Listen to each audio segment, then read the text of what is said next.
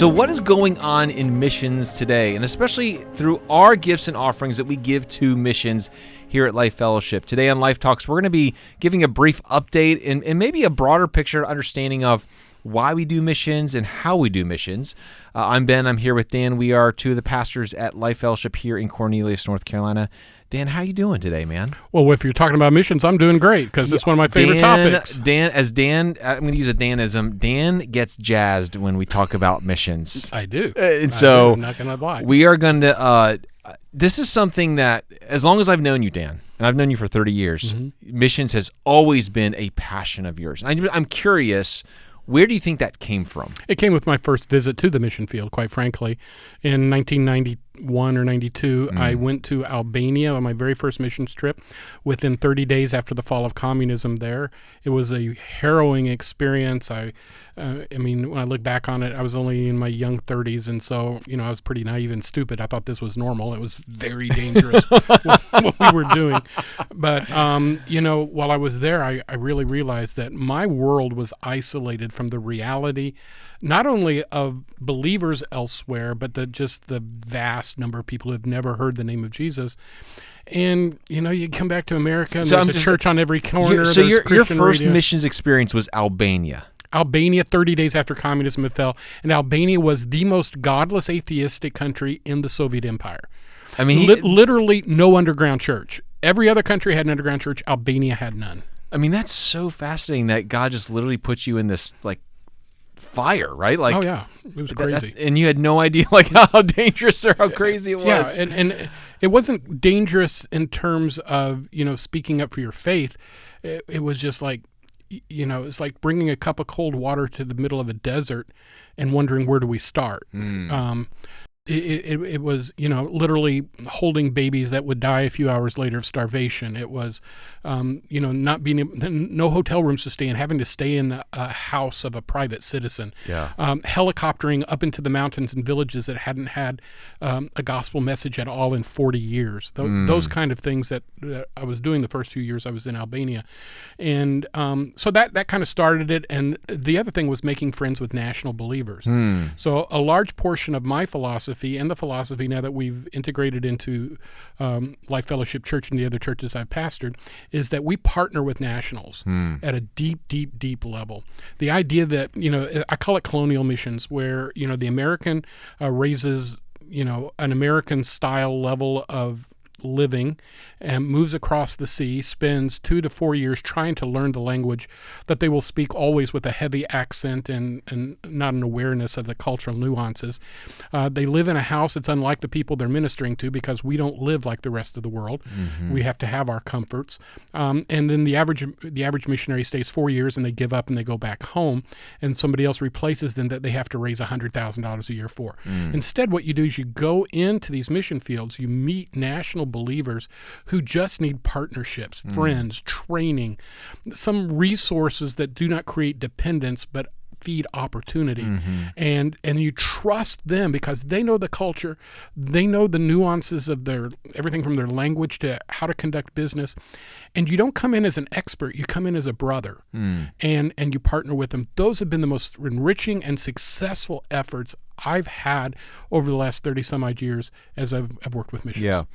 Now, I want to take a step back and ask you about that philosophy, because this was one of the outcomes. You went on a sabbatical, maybe 5 or 6 years ago? About 6 years ago, yeah. About 6 years ago, you went on a sabbatical, and your project during your sabbatical was, I want to learn, or I want to develop a holistic, robust missions philosophy for Life Fellowship. Right.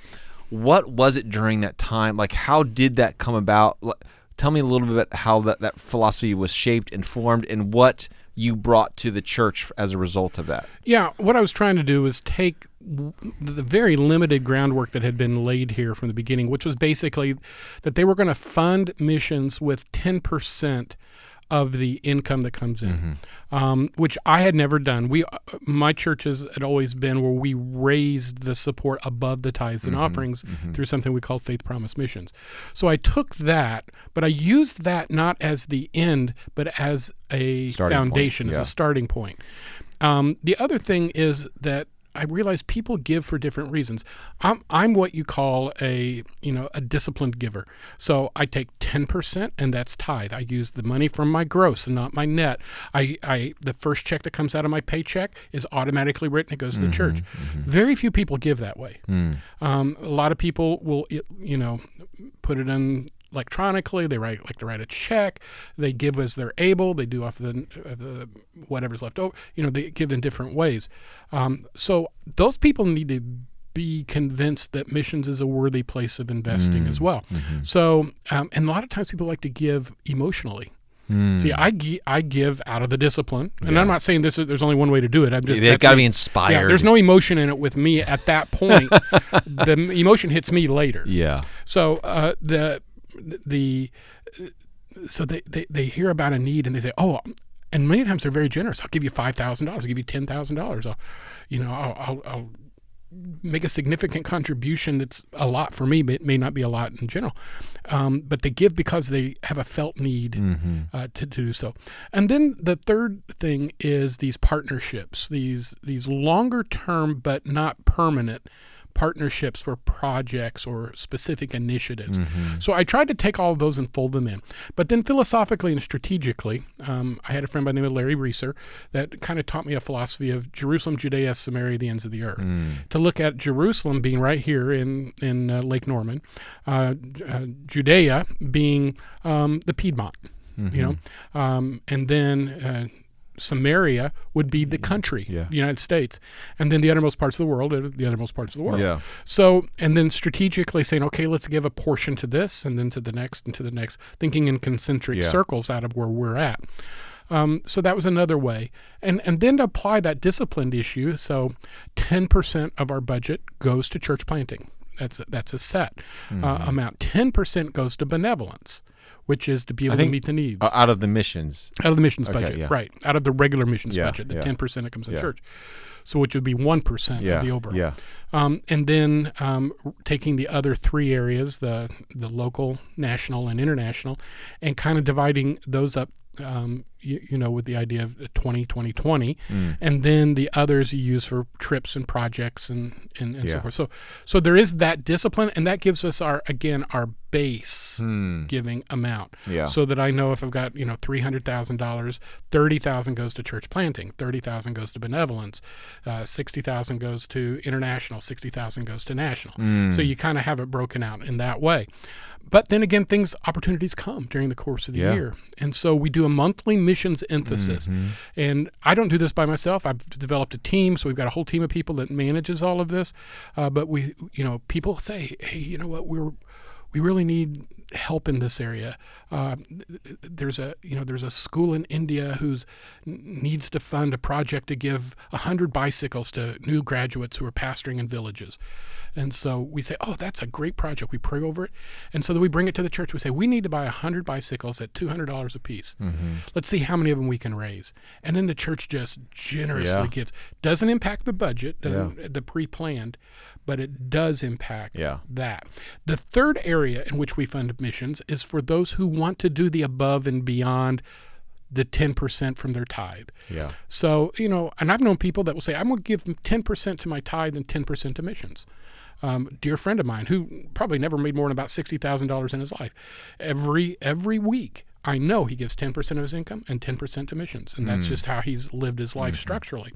Others may say, I'll give $50 a month extra or $100 a month above my tithes and offerings.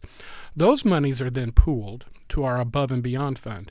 The Above and Beyond Fund are for these emergencies or big projects. For instance, out of Above and Beyond, we gave about $10,000 to Ukrainian relief. Another time we translated an edition of the Bible into an obscure Burmese language, and we gave the money to be able to do that.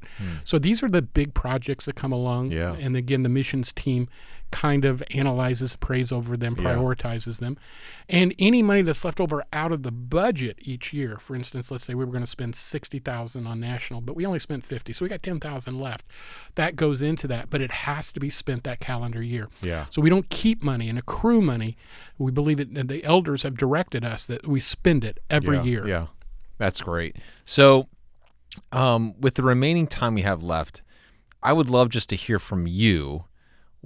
Walk us through some of the things that we have done over the past. I mean, it's December 2022.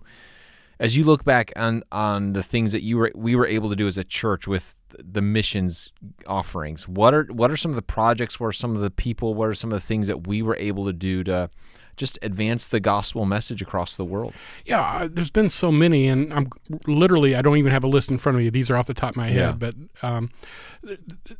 we've been doing some initiatives of church planting in India. India is the black hole of missions. Mm-hmm. It's got the largest population, 1.25 billion people. All right, to give you an idea, in the United States we have about 360 million.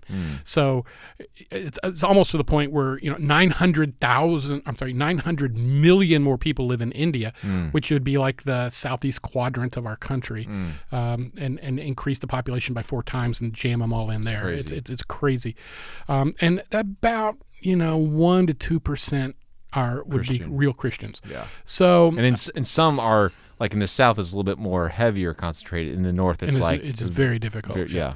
So, but there's a lot, and there's quite frankly, there's a lot of graft and conniving and so forth, because Americans are rich, and all you gotta do is play like a Christian and you'll get millions of dollars. So you have to be really careful when you're investing in India, because there's a lot of professional shysters. I got burned by one about 20 years ago. Really? So we have to be India is a difficult country to visit, but it's one that I insist on visiting before we make large investments. Because you want to see it. I need with to your meet own the eyes. people. Yeah. And even then, you have to be really careful, because I've been schnookered before. Wow. So, but what we did was we made a commitment in the southeastern portion of India that we were going to train, 500 pastors. And it cost $300 a piece to be able to plant house churches. And that was going to cost in the neighborhood of $150,000. We have just completed that investment. Wow. And so now these pastors are going out all across Southeast India, and I'm actually going to be visiting some of them in March. So from there, and then we did that with the Timothy Initiative. There's another group that we've been working with. It's called Hope for Asia, and it's based out of Charlotte. So we went up to the upper portion of India into a state called Andhra Pradesh, where there's about 230 million people in an area that roughly be geographically smaller than Florida. And, wow. Goodness gracious. And this is a place where high caste Indians live. A lot of the politicians that run the country come out of this state. And so there's a former Air Force colonel that's there who from the Indian Army, who's retired. He's a believer, and he has got an amazing vision and strategy for training pastors. So we've committed $50,000 to that project. We gave our first $25,000 to that project in July. I think it was July. I was in the hospital when we gave the check. You were here. I was here. Yeah. I was in the hospital. Yeah. So we gave that first 25. We've got the other 25 set aside, and we will give that shortly. So I'm going to go back in March, and now we're looking at the central area of southern India at another initiative they're wanting us to prayerfully consider. So I'll go back down there. So in other words, it's kind of like planes taking off of an airport. We've made a commitment to India. Now what we're doing is we're loading the planes. Yeah. So we've got one that's up and running. We've got one that's just getting ready to leave the airstrip, and we've got another one that we're loading up to be able to move out onto the runway. That's so amazing. And when you think about, I love some of the things that you mentioned, the Timothy Initiative, putting a church in every village. That is just, it's encouraging to know that we are part of something that is getting the gospel to villages and to people that have never heard the gospel before. Yeah, that's unbelievable. And it's really key because, a lot of times we think, well, it's not really a church if it doesn't have a building with a steeple and a bell. Yeah, and the reality is, you build that in northern India, they'll burn it down and they'll kill the pastor in the street. Literally, that's what will happen. Yeah. The way you're going to reach those communities is by having them under a tree, having them in a home, or building a small wedding hall that's a business by day and a church by night, things like this. So you have to be super creative. Yeah. You can't think thousands. You have to think 20s and 30s and rapid multiplication. Yes. Yeah. So that's just India. Then I took another trip to Africa. The Lord really kind of opened my heart and the door for that, and I went there with one of our elders.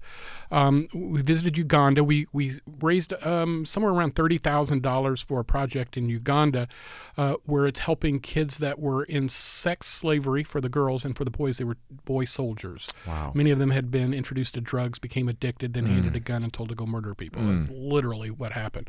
So these kids, they have to apply. They come off the street. They get intensive therapy to help them get over the trauma. It's called trauma therapy. It takes about 6 weeks to get through that, just so you can communicate with them well.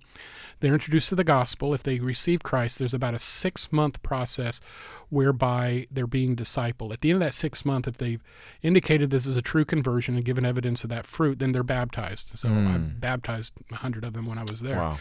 Bob and I did. And then from there, then they take the next 18 months and train them with a skill so that they can earn a living and raise themselves, because most of them are orphaned or abandoned. Yeah. So, and these are kids ranging in age from about 12 to 20. Wow. And it's an amazing ministry. I talked to them, I met with them, I watched them, I observed them. And so we gave, between us and a private donor, we gave about $50,000 toward that specific project. Praise and God. I think it's wonderful. So then we went down to South Africa, and I met a guy by the name of Shepherd Gover, who is Zimbabwean. And I don't know, every once in a while you just meet somebody and it's like, wow, you're like my brother. Yeah. So this Zimbabwean Shepherd and I were talking, and he sharing me a story. Zimbabwe used to be Rhodesia. Rhodesia was the breadbasket of Africa. They raised the food for most of the rest of the continent. Then they had a tyrant. After they got rid of colonial rule, they managed to have a peaceful coexistence between the white property owners and the black citizens. But then they had a radical become president, and he basically had most of the white farmers murdered or chased out of the country, saying that they had stolen the land, hundreds of years ago. And I'm not getting into the politics of colonialism, but this is the reality. Right.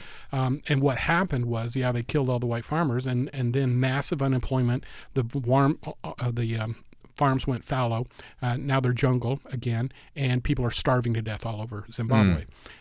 So this guy's a believer, and he's putting Bible studies and discipleship in all the little country villages.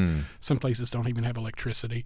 And so he had been working with our church, and we literally just sent 50 of their pastors and their wives to South Africa for training. This last Monday, I sent $5,000 over to buy the first round of books. So they've got these discipleship books that were written by Bruce Wilkinson, and it takes them 6 months to go through that, and then they get to graduate, and then there's another book and another book after that. And they've literally got waiting lists for people to join these. So that's another one we're doing. We're doing some work in Cuba. And this is a work that I started and brought in some 20 some odd years ago. And it's largely funded. I largely funded outside of Life Fellowship, but every once in a while Life Fellowship partners with the project. But we're planning house churches all over Cuba. Cuba is in such dire straits right now that people are literally starving. Massive evacuation to other countries, larger than any point since the revolution. People are leaving Cuba. There's just hopelessness there. But the gospel is really taking root. So we're doing that. We also do some things like this, Ben, and I think it's important. Like some of our kids like to take a year of a gap year for missions.